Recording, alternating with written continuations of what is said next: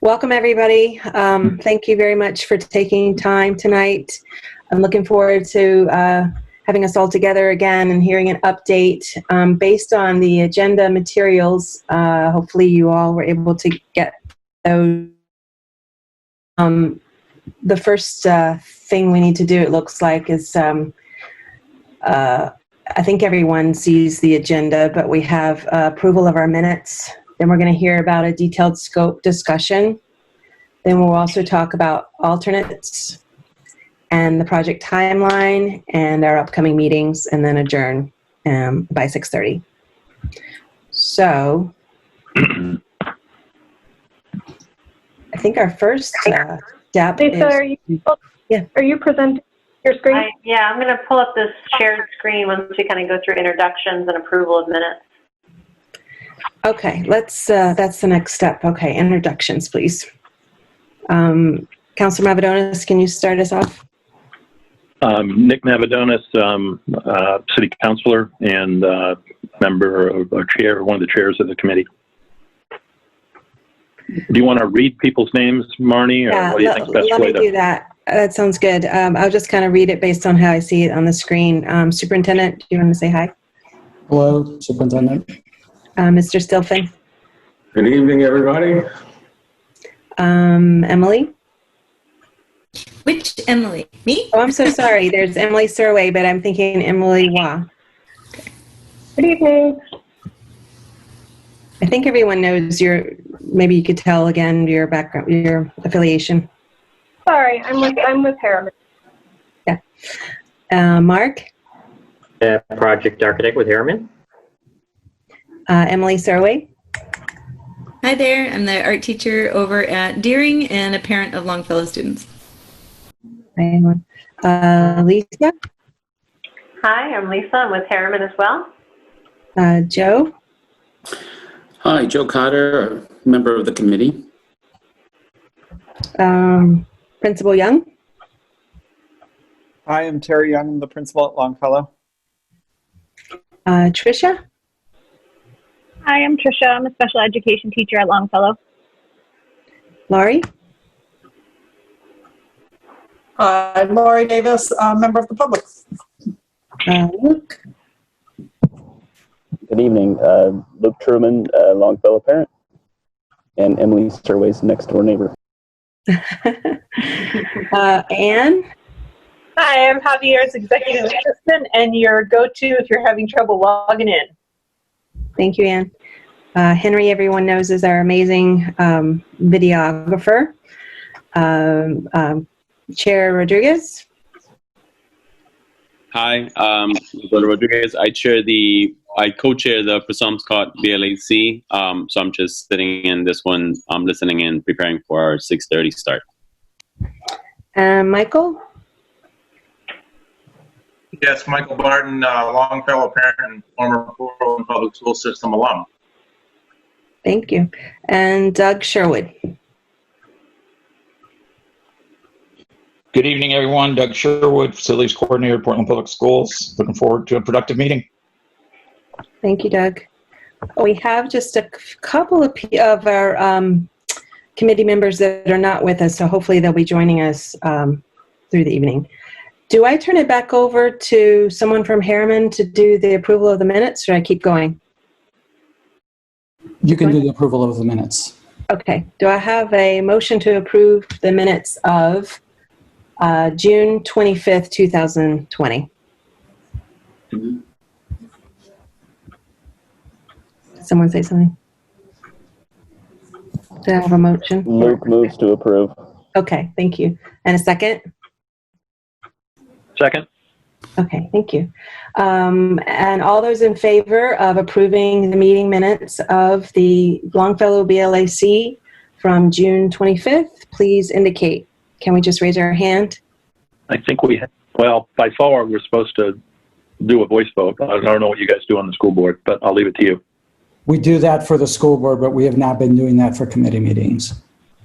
Okay. Can I then see a raise of hand to approve the meeting minutes, please? Yeah, we are also recording this via video, so Mr. Barton, can you affirm that you are also in support since you're not on camera?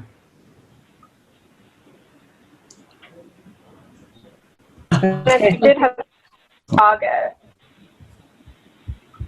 We had August? Yeah, there should be some from August 27th, or the most recent. Unfortunately, I don't know if anyone else doesn't see it on my board docs. I don't have August. I just had June.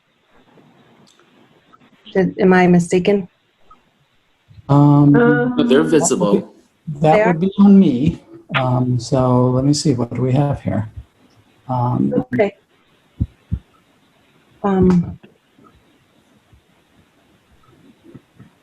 That's the agenda from August, yeah.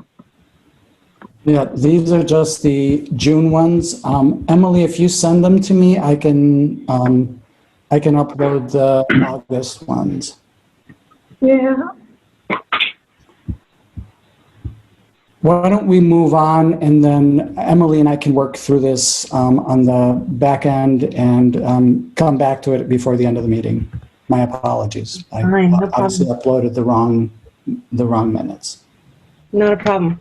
Okay, so next we're going to move to the detailed scope discussion. So now I'm going to hand it off to Harriman, please. Excellent. I'm going to try and share my screen here. Oh, I need to be enabled to share my screen. I don't know if that's you, Javier, or if that's Anne. I can do it.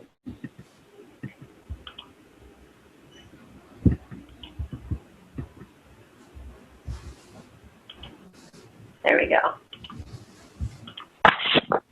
Here we go.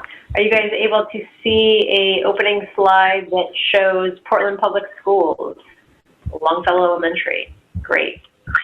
Well, good evening, everyone, and welcome back. It's great to see everyone. We are officially in fall. School has started, and we're excited to share with you where we are on the Longfellow Elementary School project. Just as an opening reminder, our design statement for this project is nurturing the roots of community to grow the hearts and minds of learners for a dynamic world. With that said, we'll roll right into our agenda. We've already done our welcome and approval of minutes, so thank you, Marnie, for taking us through that. We're going to review the site phasing. We'll look at updated floor plans and renderings. We'll go over the results of the alternate poll. We'll give you a lead update and a schedule, and then we'll adjourn from there and see if you have any questions before we have to wrap up here at 6:30. So first, the site phasing. If I can get my slides to advance here. There we go. Oh, too far. So the site phasing. So what we're looking at right now is a site plan of Longfellow, and just to orient folks, the light brown color right here, kind of in the shape of a U, is the existing Longfellow school. This is the parking lot out here, and then the high school is over here. So this is your current main entrance right here. And so what this is looking at is the existing site, and then how the school will be utilized under construction. And so what we're looking at is needing to bring in 3 portables, which will be located here on the parking lot, and those will have 6 temporary classrooms to execute the phasing that we went over at one of our earlier meetings, being able to take 6 classrooms out of the school while those areas are renovated throughout the year. We will have one-way bus and parent and visitor drop-off and parking through the remaining parking area. The areas with the black dashed dot line indicate the construction fence. And the majority of the construction, new construction, will happen at the back of the site. And then there'll be a small modification to the side of the building here where we're putting in the new entrance and ADA ramp.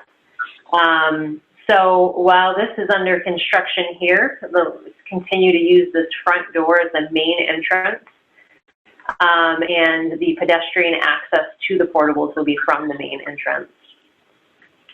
In the back here, we will have pedestrian access from back here to the playground, walking alongside here. Part of this pathway will be within the construction area. The way this is set up right now is construction vehicle access will be from the back here, and the laydown area will be in this play area where the building is under construction. The addition of the classrooms and the cafeteria are back here with a service and loading area for delivery of food items as well to the back of the cafeteria. Any questions on the site plan that you're seeing in front of you? I see a hand raised. Marnie? Thank you. My only question is around the entrance of the construction traffic. I assume that's the Deering parking lot, the back parking lot. And having driven that quite a bit to drop my kids off, it's quite a busy, tight parking lot. I mean, granted, right now, not all those students are in person at school, but hopefully they'll be back in school and using that a lot. So I just wanted to check in with you about that and how much traffic do you think the construction traffic will be during the school hours? Yeah, that's definitely something we can review with any contractors we bring in, or even put on our specifications as sort of, hours of delivery and things like that, maybe to avoid some of those congested time periods. I would imagine it's usually probably early in the morning and in the afternoon when school comes and goes. Otherwise, it might be a little bit more quiet and it's easier for the traffic to come back and forth. So we can look at coordinating that. Once it will mostly be kind of coming in, and once they get on here, they can come up, deliver their items, and then leave. So I don't anticipate a ton of traffic, but it's something we need to look into. Great, thank you very much. Yeah.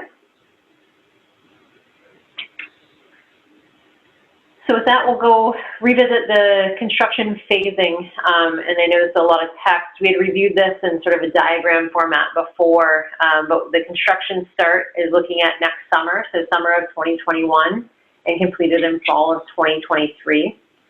This will be a 7-phase construction project, utilizing the school year and the summers over those 2 years. So phase 1, summer 2021 to fall 2021 is when we install the portables. We bait the ceiling and floor in the first floor corridors, and we replace the ceiling in the first floor corridors, and the flooring will be replaced in summer 2. Phase 1A, we will have from summer 2021 to fall 2022, and this is when we're building the 2-story addition out back and the elevator. And so the elevator is going to be a lot of excavation to be able to get that elevator in there, since that's all the way down to the bottom floor. So that will have to be well coordinated with the site features that are happening back here. We'll have to work closely to define how that is done and what access is in the courtyard.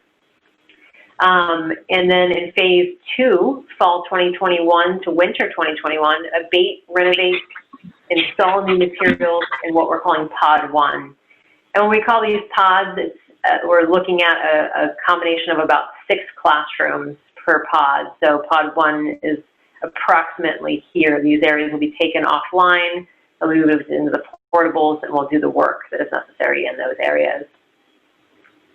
And so this will be coordinated with school breaks, so it's easy to transition, easier, I should say, to transition from classroom to portable and back. So in phase 3, spring 2022 to summer 2022, we'll abate, renovate, and install new materials in pod 2 on the first floor. And then in the following summer to fall, we'll construct the new admin addition area, or the new administrative area and adjacent spaces. We'll abate the flooring and install new materials in library and music, and replace flooring in the first floor corridors. And we'll abate the ceiling and flooring in the second floor corridors. So that should be wrapped up for the school year of 2022, and that's when we'll go upstairs and take 6 classrooms offline upstairs to abate, renovate, and install new materials. In the spring of 2023, we'll take another pot of classrooms offline on the 2nd floor and abate, renovate, and install new materials there. And then the last summer is when we'll install the flooring on the 2nd floor. We'll abate the piping on the lower level, and we'll remove the portables and finish the site on the site. So we have updated floor plans. Not too much of a change from what you've seen in regards to the big picture. It's just more refinement as we get further in the construction documents.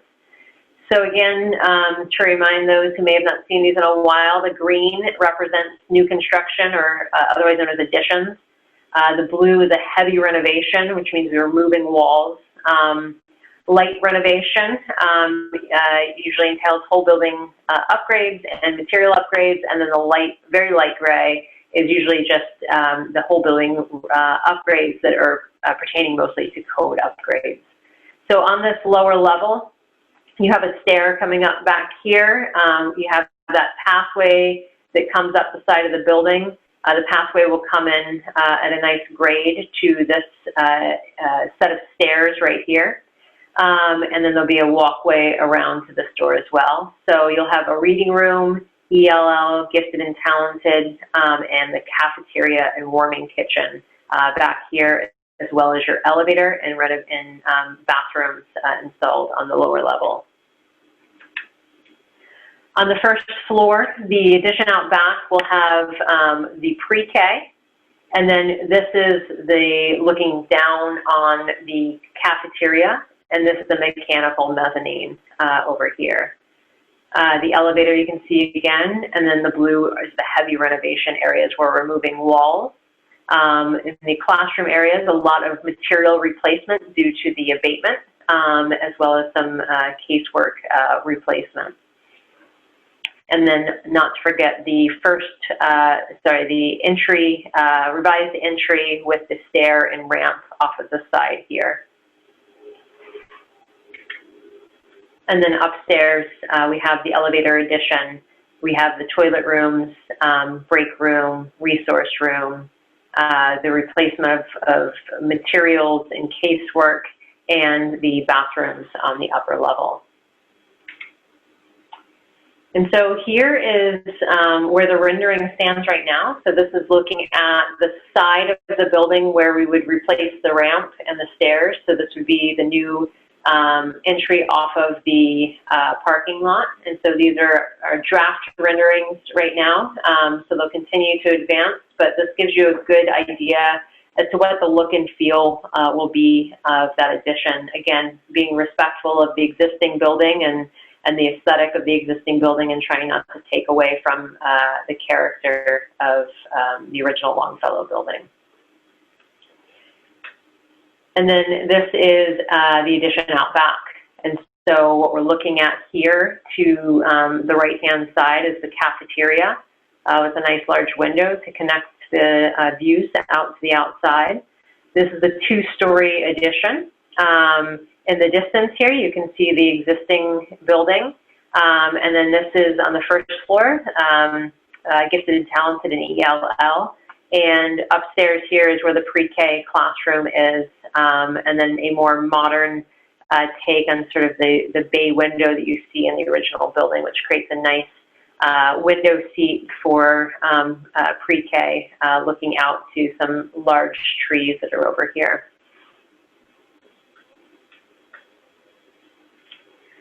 Any questions on what we've seen so far before I roll into the alternate? Okay. So last time we met, we reviewed a list of alternates that could potentially be listed on the project, and we reached out to everybody with a poll, and we sent out a poll to survey the priorities of those alternates. And so the feedback we received in priority order, number 1 is new HVAC system. So comprehensive upgrade to the entire system ranks the highest. Number 2 was the windows. Repair, modify weights and mechanisms to improve operability. Number 3, new unit ventilators. Number 4, exterior masonry, repointing of brick. Number 5 is the classroom wing nodes, and so those would be the sort of breakout spaces in the hallway. Number 6 is a DDC, or direct digital controls, to replace existing pneumatic controls. And number 7 is new interior doors, replacements of doors not touched by the heavy renovation. Yes, Lori. Question on the interior doors. I know that doors are often part of the safety and security upgrades. Is this changing doors to be more secure? Or is this or has that been taken care of in this school? We discussed it, I remember, with Rowe School to make sure that new doors are built to a certain specification. That I'm sure this school, which, well, it's not historic. It was built, I think, it's not a historic building. It is built to look historic and may well have had, it didn't have the kind of doors that would be standard at this point in time for security reasons, with locks and glass and so on.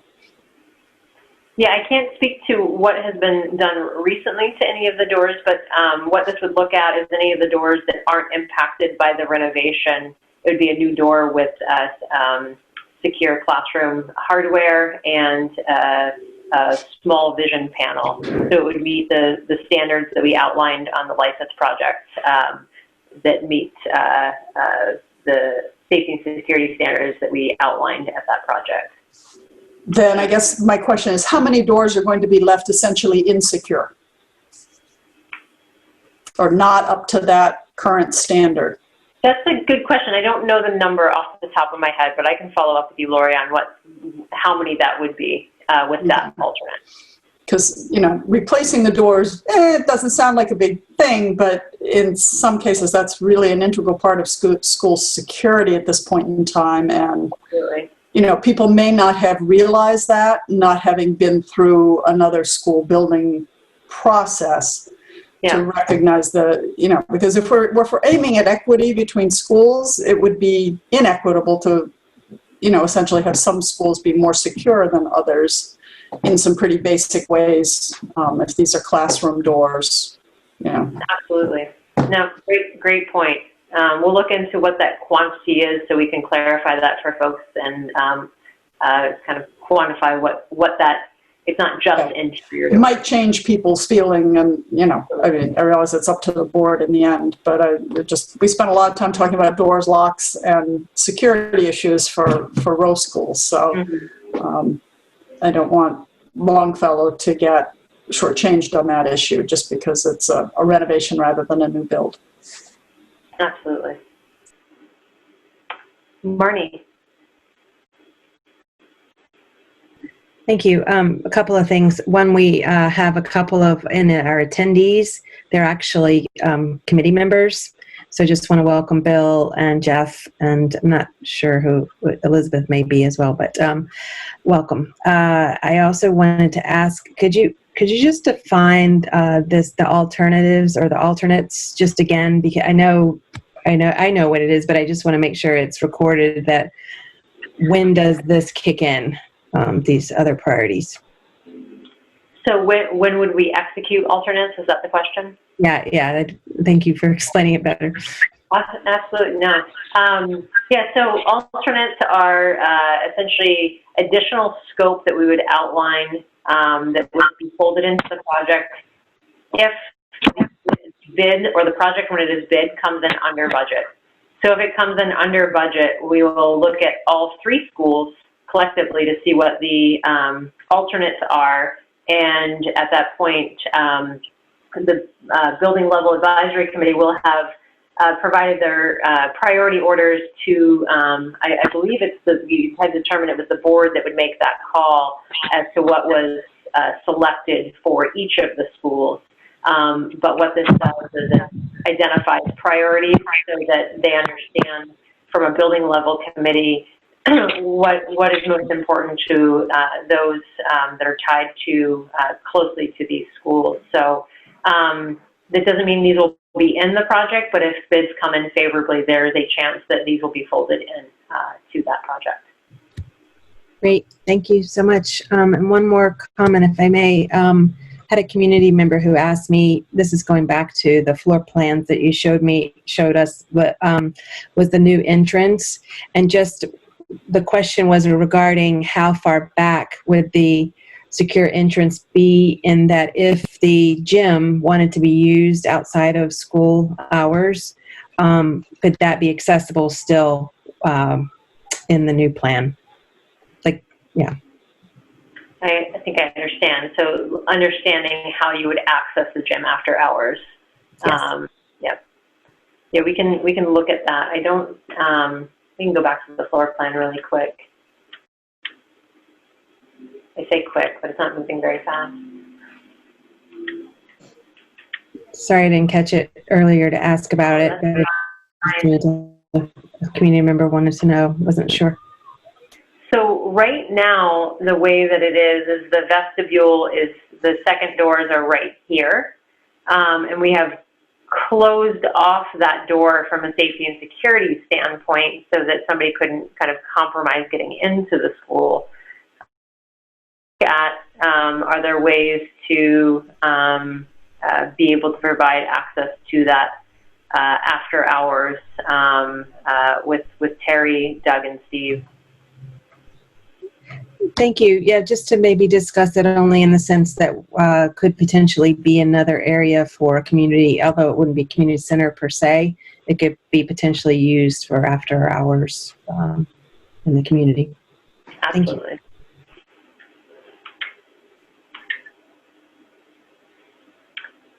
Lori, did you have another question? This is Mike Barton. I did have one just regarding the alternates when you have a second. Yeah, absolutely. Yeah, I see Luke has his hand up too. Go ahead, Lori. My question actually goes back to the floor plans, which is why I was sort of peering at them and trying to see sort of the smaller print. Most of the bathrooms seem to be identified by gender for students. Do we have any student bathrooms that are essentially ungendered? Or are there only boys' rooms and girls' rooms in this renovation? We do have, I don't know if you can see it because it is small. There is one right here that is a single user restroom, and there's also one upstairs as well. Okay, thank you. Yep.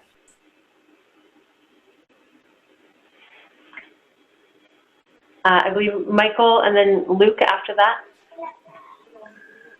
Yes, just specific to the alternate, just so I understand, when I did the ranking, I was operating under the assumption that there were 3 HVAC related components of various levels of work.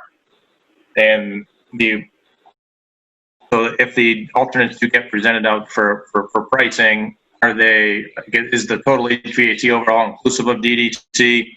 Is the is the unit ventilator just unit ventilator? So like we could pick unit ventilators and DDC if we didn't go with a total overhaul. Just trying to understand or educate myself on how we would bundle those. Yep. So the new HVAC system, comprehensive, kind of outweighs 3 and 6, if you will. So if you went with that, you wouldn't need to do new unit ventilators of the DDC. I believe the DDC is included in the new HVAC system. I'm looking to Mark, and he's shaking his head yes.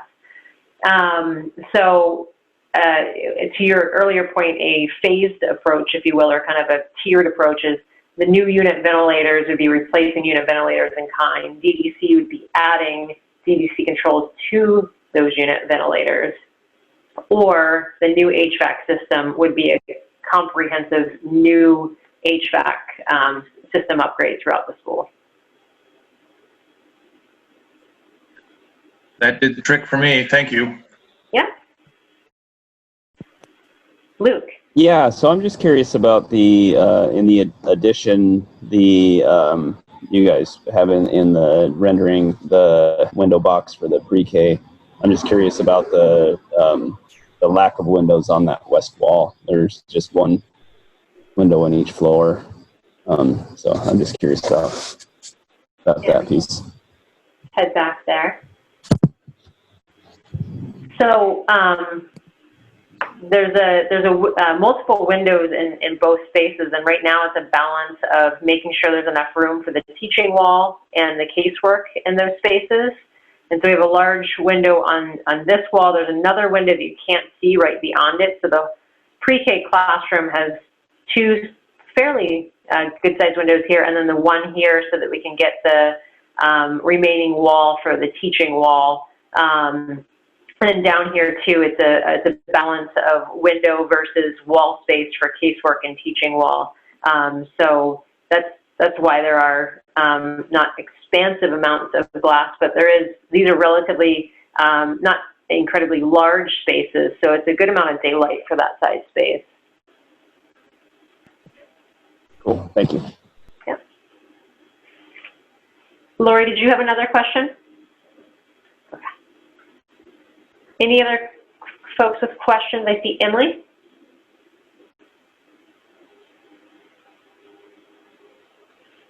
Emily, we can't hear you. I don't know if you are on mute. Do the windows open? From this rendering, it doesn't look like they're the kind that do. So currently, right now, they're not illustrated as opening, but we can look at providing operable windows within each space.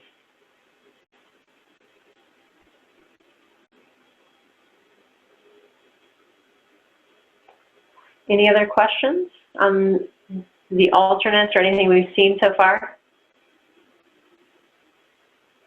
Okay. I guess I have one more question about the addition. Presuming that there'll be potentially some HVAC usage of the existing system if nothing happens on the alternate, but the new cafeteria and the classrooms would have compliant HVAC and may not necessarily need operable windows. Is that correct? Or? It comes down to a user preference on whether you want operable windows or not. I mean, there will be a new HVAC system. There won't necessarily be cooling, if that's the question.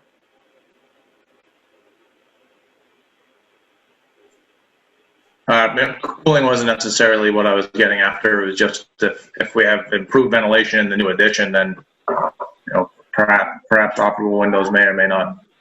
Would come down to user preference, I guess. Thanks. Yeah.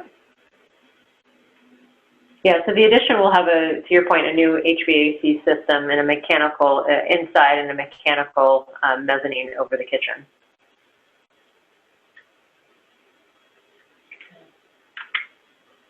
Oh, Marnie, did you have a question? I did. You had mentioned something about being able to look down on the cafeteria. I just wanted to see if I understood that correctly, and can't see quite where you meant by that. Yeah. So when I said that, what I was saying is in this floor plan, the way that it's cut, you're actually seeing down into it. But we are looking at maybe putting some low windows in this corridor so that the pre-K program can have some visibility into that space and have some fun with those windows. Okay, great. I thought you meant like there's some kind of balcony or something there that I'd be looking over, but okay, that's great. Thank you. Yeah.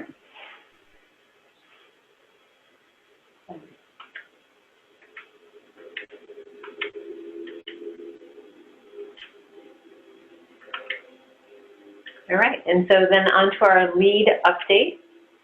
And we don't expect anyone to be able to read this. We know it's really small, but the takeaway is we're working closely with Thornton Tomasetti to track lead compliance. And how this scorecard is set up is there's anyone that's not, actually I'll take a little step back, anyone who's not familiar with LEAD, there are several categories that we can obtain sustainability credits for. And per I think it's a city ordinance, we have to achieve LEED Silver. And so that would be 50 points is the bottom of that threshold. And so that's the target, is to get 50 or above. And Each of these blue headings is a different category to where we can demonstrate energy efficiency or sustainable measures, and they're broken down into location and transportation, sustainable sites, water efficiency, energy and atmosphere, materials and resources, indoor environmental quality, innovation credits, and regional priorities, so credits that might be more applicable to the region to which our project is in. And there's 4 columns, gray columns here. One is yes, as in we're tracking that we're going to get that point, and then there's 2 maybe columns. There's a strong maybe and a weak maybe. And the strong maybe means we're tracking it and doing what we can to make sure that we can fold that into a yes. The weaker maybes are, it's more of a long shot, but there's a chance we might get it. And then the ones in the no are just not applicable to our scope of work. So you try to put as many in the yes column and then have as many that can move over from the maybe. So right now we're at 49. We're targeting 50, and we have 8 in the strong maybe column. So we're working closely to make sure that that's 50 or more in our selection of materials and design of the project. Any questions on the lead update? We'll get into some more detail the next time we get together and kind of what we're selecting for materials and where we're at with that. Yes, Emily? Is there a possibility of making the cafeteria roof a green roof, and would that have any impact? It's something we can look into to see if it would put us into compliance or give us additional credits. But it's definitely something we can entertain with Thornton Town Study. And I don't remember what the elevation was in terms of being on level or above level with the Poets Hideaway Garden. It's above. It's above. Okay. Yeah. Thank you. Jeff. Laurie's had her hand up. I don't want to jump over her. Sorry, Laurie, I didn't see that. I think she said go ahead. She didn't mean to have her hand up. Go ahead. I think it hadn't gotten lowered after I spoke. Okay. So I assume this is just for the addition? And I would just make sure that that is how the city interprets the ordinance, or whether a partial waiver would be needed. Because I think the ordinance is unclear about that. So I would just make sure I wouldn't want there to be any surprises.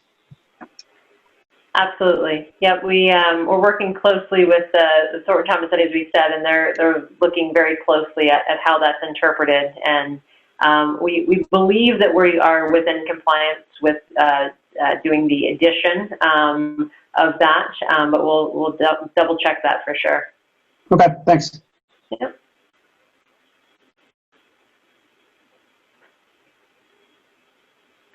Any other questions on Lee? Okay. So schedule and next steps. You can see we're moving right along. We're getting towards the latter part of construction documents, and we'll start to package up the projects to go out to bid towards the end of the year, and look to award the bids or the projects to a contractor after the start of the new year. The next steps will be a DABC meeting on October 15th, and we're proposing a community forum to bring the community up to speed as to where we're at on October 21st. And then our next BLAC meeting will be the following night on October 22nd. I think that's it. Any questions on any of that was presented tonight?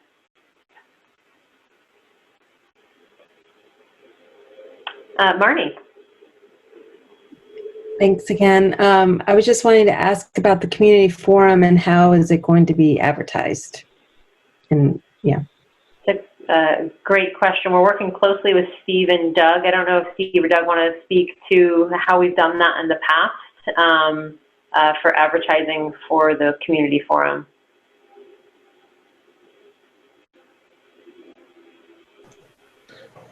We are going to do the same advertising methods that we have used in the past, from postcards to social media to newspapers to Doug going around delivering them on the doors. Just every avenue available to us, as we have learned to do so well in the last year and a half with these projects. So we'll have a schedule of how we will do this here and get at it. And another follow-up, is that community forum for all of the schools or just for the Longfellow community forum? It will be for all schools, so we're trying to finalize the time slots for the different schools, or if it's all collectively as one. I don't think we've ironed that out at this time. Great, and possibly... What would your preference be? Well, I'd love to hear from our committee members about that, if people have a preference. That's good. Anybody want to speak about it? I think for people who are just interested in one school or another, being able to attend that portion of the meeting and have their questions answered makes more sense and is more efficient. If you do all three schools in one big meeting, it'll take longer and people will be kind of trying to figure out when what they're interested in is going to be dealt with. That said, there may be people who are interested in all three and want to sit through all three, sort of in a collective fashion. But for folks who are just interested in what's happening at Longfellow, they may also be confused or put off, since most of the stuff has been school by school and not all together. So just my thoughts.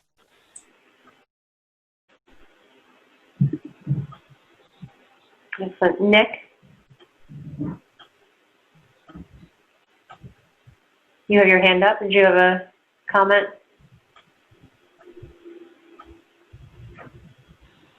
Okay, yeah, I was just going to say at this point I agree with Lori. I think trying to have a segregated time for each school would be my preference. Thanks. Great. So it sounds like maybe the consensus is separate time slots for each school. Marty, did you have a follow-up to that? Well, I just want to agree with Lori and Nick, only because, again, I think some may want to sit through all of them. I also don't think it's a great idea for people to be comparing, okay, this school got all this and this school got it. It's just, if they are really just interested in hearing from one, they'd have a certain time slot. And my other thought is to have it in the forecaster, either the superintendent's article slot or even a whole separate ad for it may be helpful to those in the community that want to see it in print. But thank you. I think I said before, neighborhood associations and the city's got a list, because that'll push it out to people who aren't parents, who are just community members. Mm-hmm. Great. Well, thank you for the feedback. That's great. All right.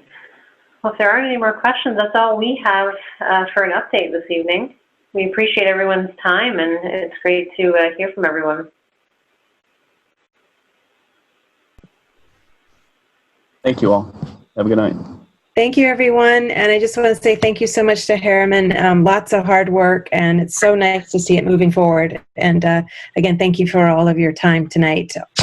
We'll see you then on October 22nd will be our next meeting, and then the community forum on the 21st. Thanks. Good night. Thank you all. Thank you. Good night, everyone.